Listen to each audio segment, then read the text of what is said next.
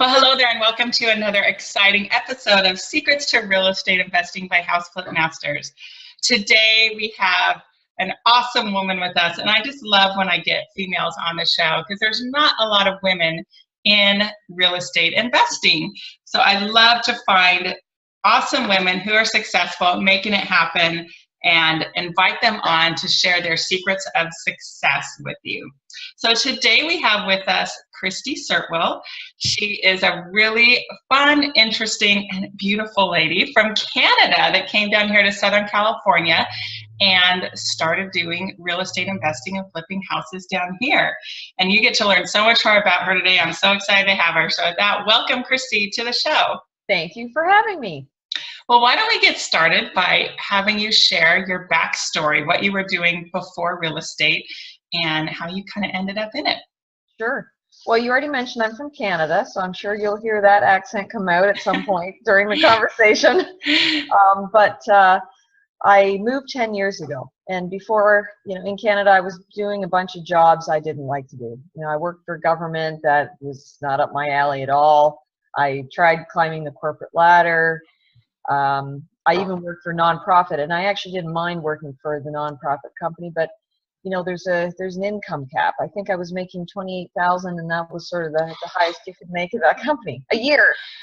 So I just realized I wanted to do something different financially, and so I had bought a house and another rental property in Canada, and I thought this is really what I want to do. So I read Rich Dad Poor Dad. I mean, everybody's read that, but I really took that to heart, and I thought I need to figure out a way to do this. So after that, I just started looking into courses. I took some courses, and eventually I knew that I could make a business of it in California, and I moved down, and I guess the rest is history. Well, come on, you got to tell us a little bit more about it. So you read the book, yeah, and then maybe you could tell us about your first deal, and in your opinion, was it a success or failure? Well, one of the first deals I did was actually a wholesale deal. So I knew I wanted to fix and flip, but I wasn't sure about the market. I didn't know many people. I didn't know really what I was doing. So I thought, why don't I start with a wholesale deal? And I did a couple of those to begin with. So I remember this. This one was in Long Beach.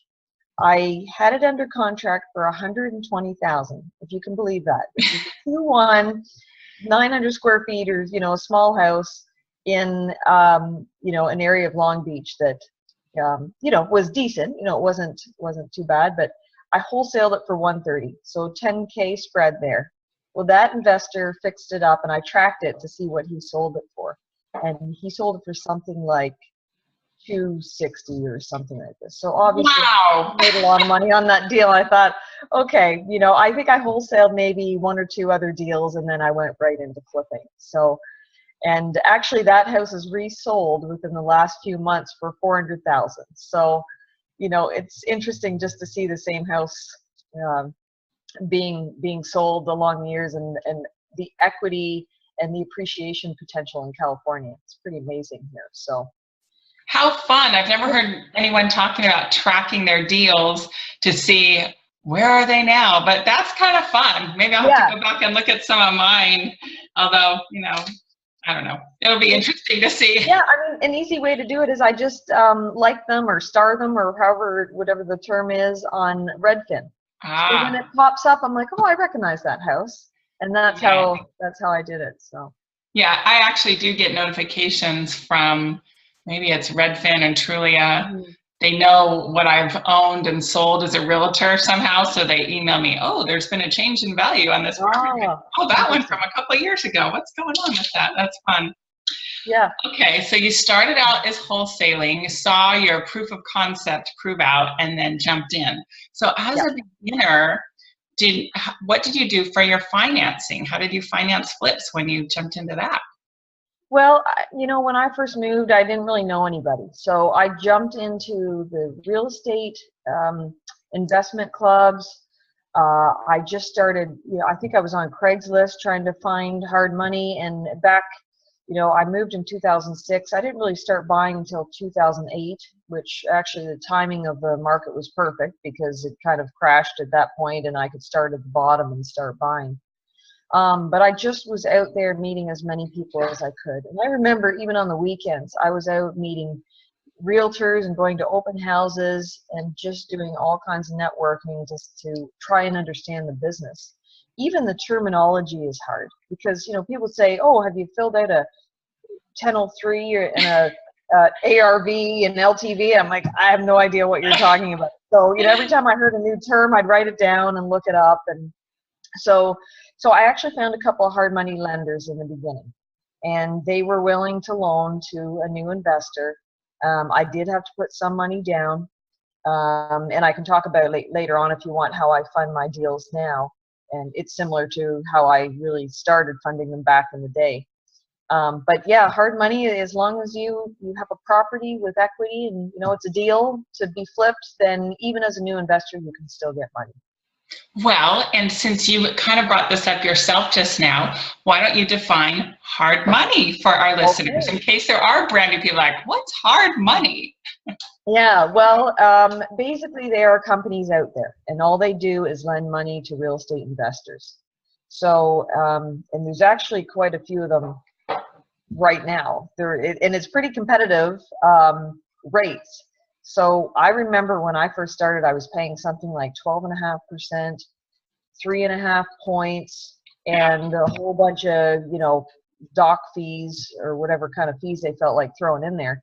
Now it's very competitive, 10%, 2 points, even less than that sometimes, and, very minimal doc fees. So the money's out there. So yes, and I still fund them the same way. They'll loan up to about 90% of the purchase price. And I've even heard some lenders will loan the whole purchase price amount plus the remodel costs.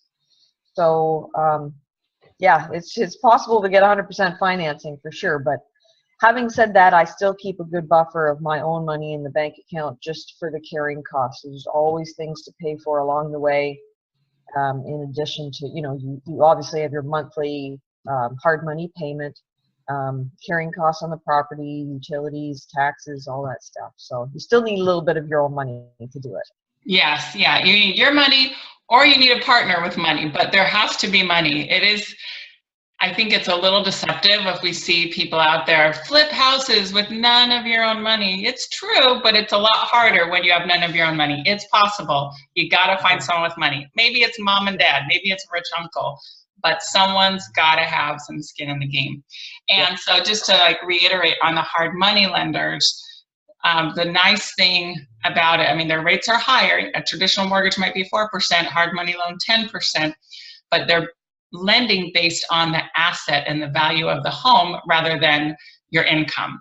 Because a lot of us house flippers do not have W-2s with income in that way, and we don't have that steady paycheck. So they're lending based on the value of the home, knowing they can go in and repossess it, to use a term that might be familiar, or foreclose if they need to get their value out. So yeah, hard money lenders are a huge part of our flipping world, and we probably wouldn't do so well without them. No. Do you use any what we call private money lenders, where you have personal relationships with people and you borrow money from them directly rather than through a company? Yeah, I do. Actually, so when I get hard money financing, like I mentioned, they'll loan, about 80 to 90% of the purchase price. So that means I need to find money to cover the balance of the purchase price plus the remodel costs. And so sometimes I will bring in a second or a private lender and put them in second trust deed on that property. So they're still being secured by the asset, but that's where I bring them in and work with them. And they're just like people, everyday people. I've met some at real estate clubs. I've met some just through my other hobbies. And, they have 50, 100,000 to lend, and they want to make a better return than what they're currently earning, which if it's sitting in a bank account, it's practically nothing. So, and I pay anywhere from like 6 to 12% on that. Nice. I love that strategy. And I think that'll be eye-opening to people listening, and that's how you do it with none of your own money. However, in my experience and opinion, I didn't seek out private money lenders until I had a track record. So it's best if you've got somebody that really trusts you to be an initial partner like that and knows you, but it's a little bit hard if you're going out cold, meeting someone at the photography meetup group because you're both into photography and you have zero track record and telling them they should put $100 grand down on your deal. It's possible, but might be a little bit better for you to do that after you've got a few under your belt so you can prove it. Yeah, it's really a good idea to start with hard money first, because these guys, it's their business. You know, they're a business in business, and you still have to treat their money just like your own. But especially with a private lender, you don't want to take somebody's money and not know what you're doing. So it's Yeah, you can ruin their life and yours. I've heard stories like that. That's definitely possible. If you would now share with us how you calculate or analyze a deal and what your profit goal is per deal, I think that would be really interesting to our listeners. Okay. So tell us about that. Basically I work sort of in the under $1 million price point. So I'll buy anywhere, you know, just ballpark 200,000 up to 600,000 or 700,000. But I want to keep my retail price, you know, what I'm going to sell the property for after I fix it up, you know, somewhere in the $300,000 to $900,000 range. Generally, I'm doing one right now and it's going to retail for 1.2, but that's a little out of my comfort zone. But generally, so I'm around the $500,000 price point. So I've got a formula. I run the numbers. I figure out, once I figure out what the remodel costs are going to be, I plug that in, and then I adjust the purchase price to what it needs to be to spit out a 10% return. So if I'm reselling that property for $500,000, I'm looking to make $50,000. So 10% of the resale price.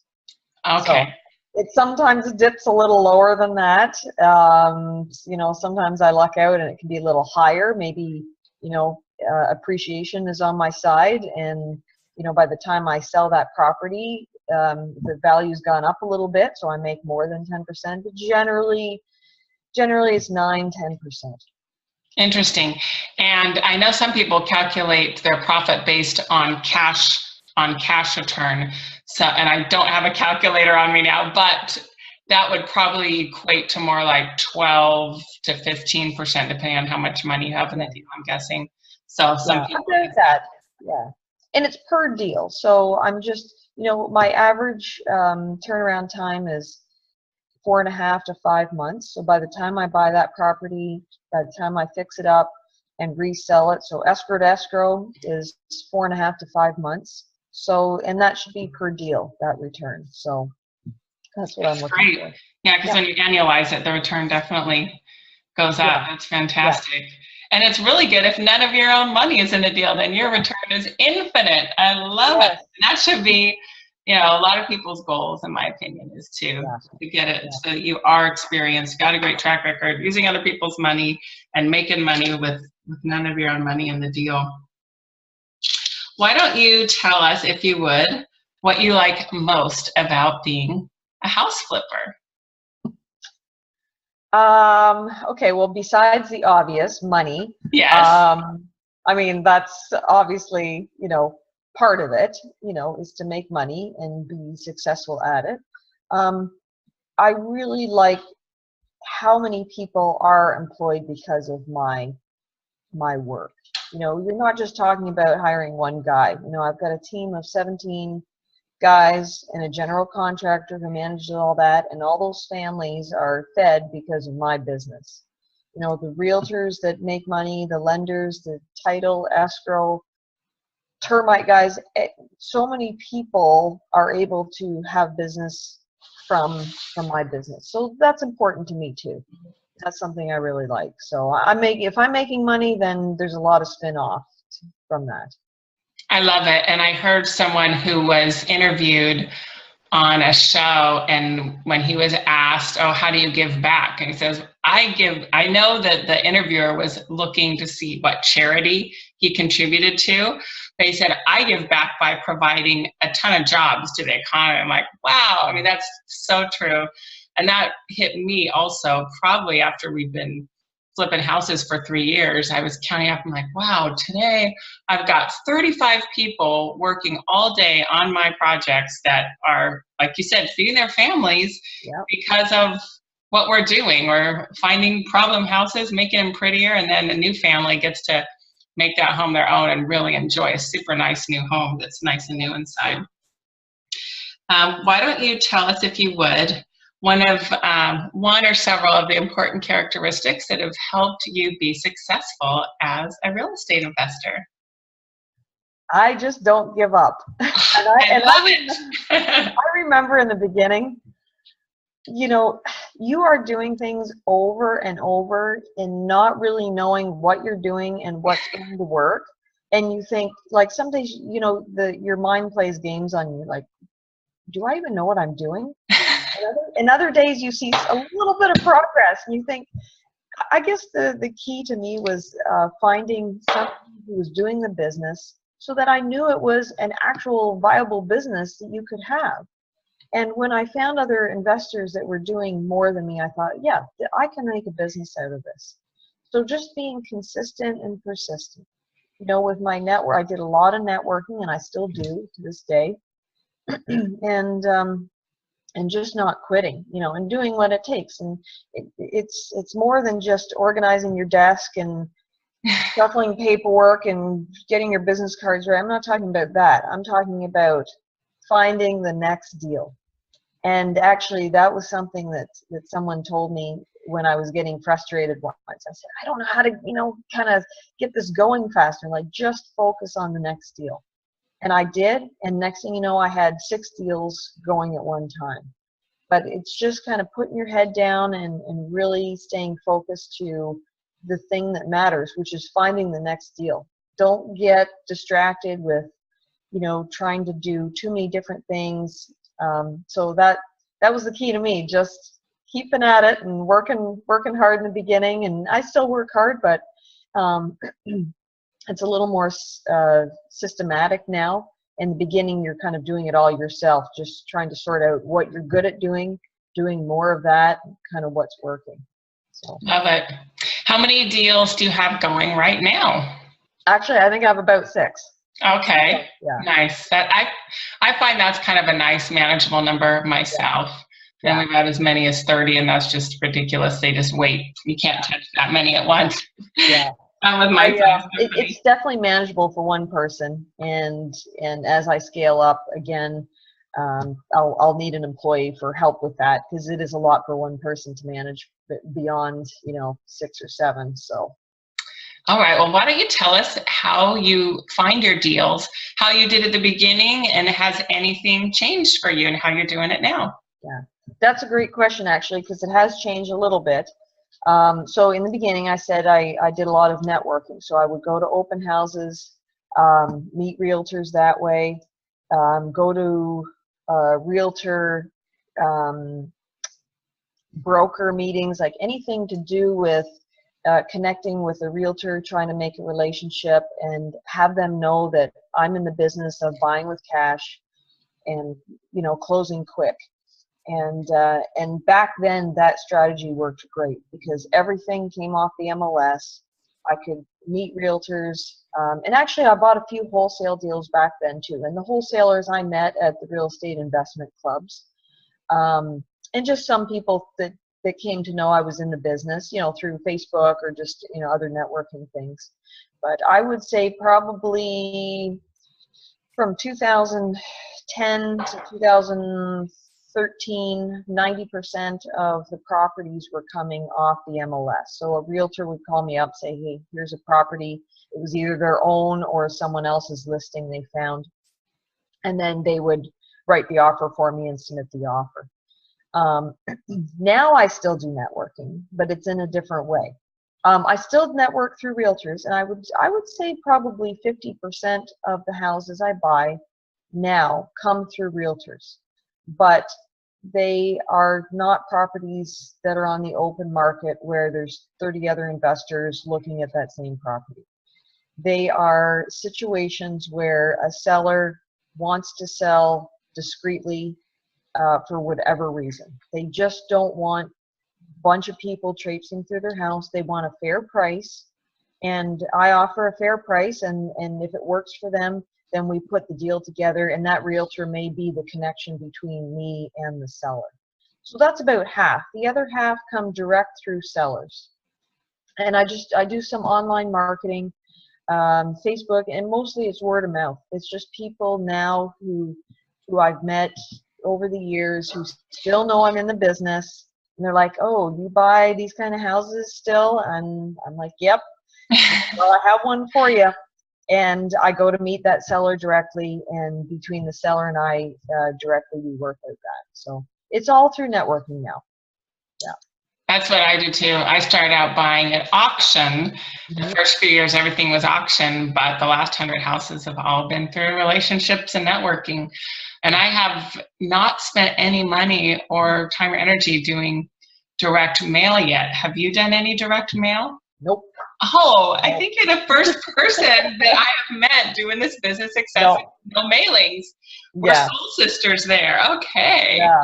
Yeah, I shouldn't say I've never tried it. There were some pieces that I did send out, but you know, I think the key to direct mail is you've got to do it over and over. You can't just do a one-time mailer and expect to get calls off of that. Right. So I've got Property Radar, and I think the mailer was sent to some of those people. But again, you know, if you're not following up with door knocking or calling or repeat mailing, that doesn't work. Yes, I've heard years ago it used to be 7 touches in general for someone to pay attention to your message. Yeah. And that's why in a magazine you flip through and you see the same company 3 pages in a row advertising they're trying to hit you. And now it's as many as 14 to 15 touches because we're so bombarded with everything from ads on Facebook to, you know, the billboards when you're driving down the freeway. There's so much marketing thrown at us. That's a lot of investment. You might have to hit someone with 7 postcards before, like, maybe I'll call this Kristi lady. She's mailed me 7 times at 50 cents to $1 per mailing. You know, that adds up depending on what you're saying. So yeah, not my style at all. It's not what I prefer to do. I'm not super savvy with tracking and spreadsheets and all that stuff. So I think if you're good at that, you could really get that dialed in, but just not my cup of tea. I love it. And I love that you love to network. So if you're a listener to this podcast and you're someone that likes to talk and likes to make friends and be friends with people, obviously that's Kristi's strength, because now her connections and friends in her networking circles are helping her find deals, and realtors want to bring deals to her. I have a 14-year-old that was just telling me the other night, oh, I keep getting in trouble for talking and I keep getting moved in class, you know, in school. I'm like, honey, all right. And I gave him a high five. I'm like, you're supposed to not talk in class, but that skill is going to serve you well later when you're in business. Awesome. I got in trouble for talking all the time too. You know, awesome. Now it's made me millions of dollars, so it's okay. Yes. Hang in there. So if you've got talkative kids, tell them to put it to use to make money when they grow up.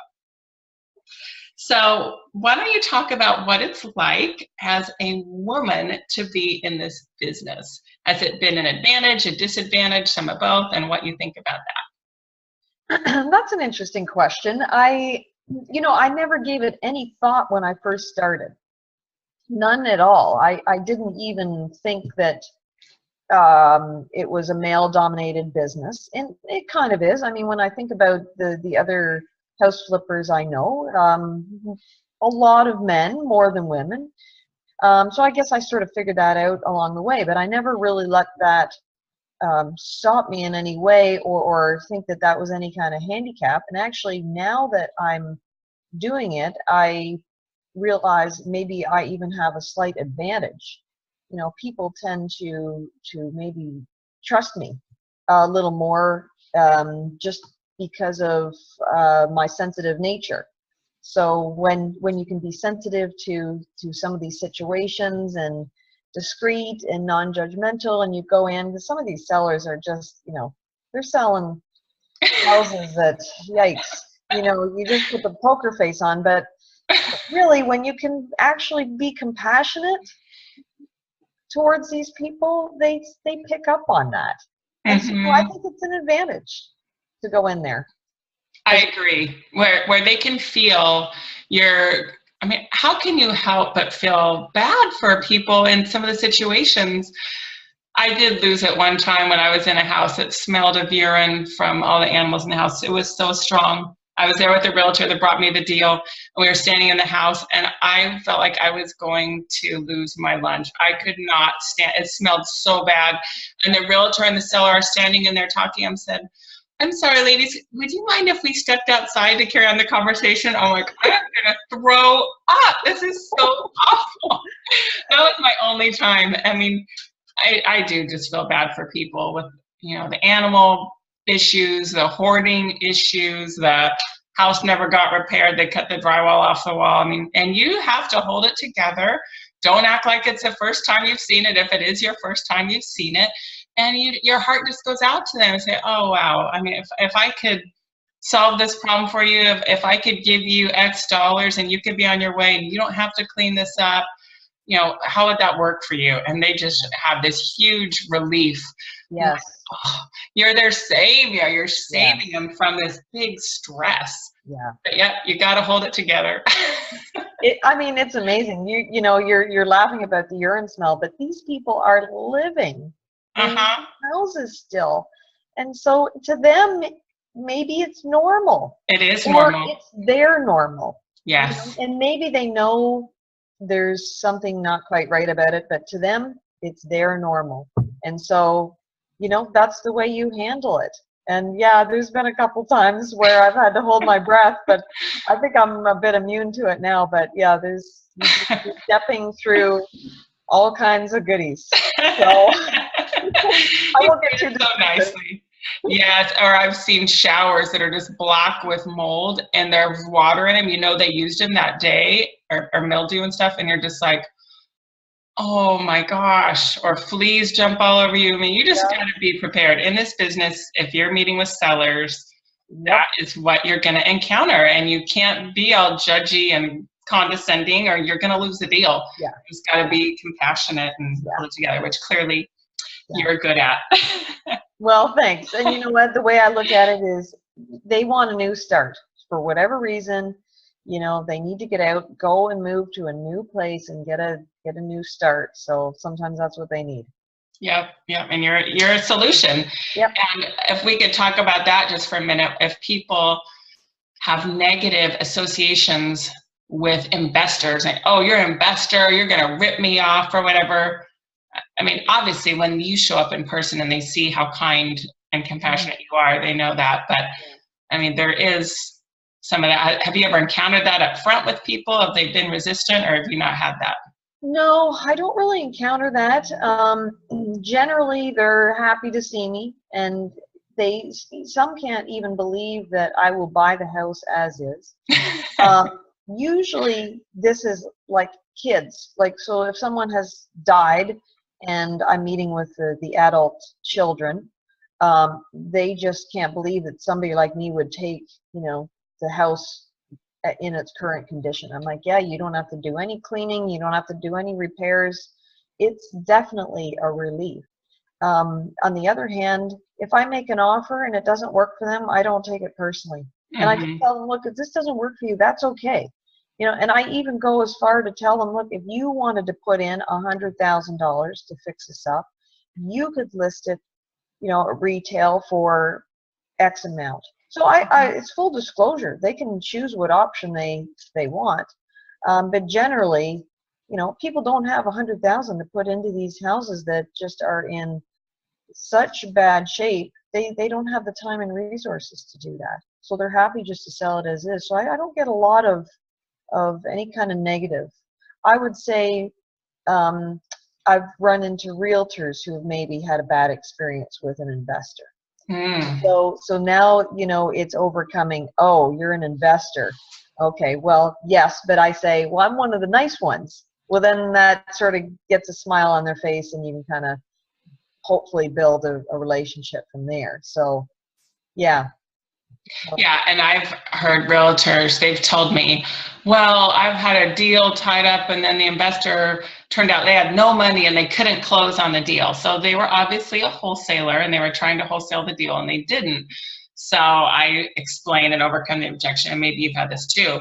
I perform. If I go on a deal, I am going to get it done. You don't have to worry about that with me. And I have a track record. I've done over 200 houses, and you can speak to some other realtors. You just lay it out there.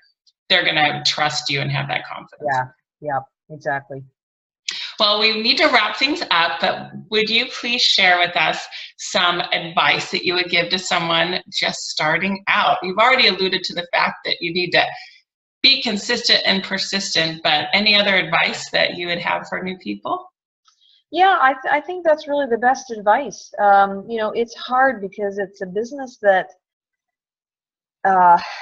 you know, sometimes you don't know really what you're good at until you get into it. I knew I was good at networking. I liked meeting people, and so that's sort of what I started focusing on. So just being consistent, knowing that it's a true way to make a nice living.